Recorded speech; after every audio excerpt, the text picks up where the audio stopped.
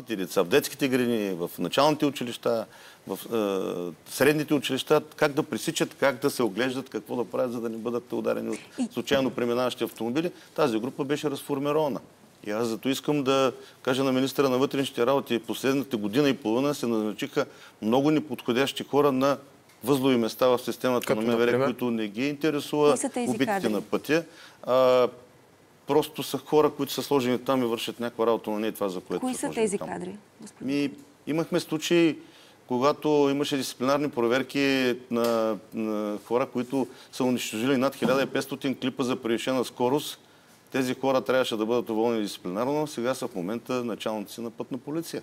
Така че къде е кадровото обезпечаване на състава? Виждате, няма ръководител, който да застане, да удари с умрука по масата и да каже: това трябва да отидете да видите този пътен участък, дали работи или не работи, дайте ми веднага докладна и да се накаже човека, който... Очевидно проблема е на много нива, не ни остава много време, но ни се иска да покажем една графика, която показва нещо любопитно.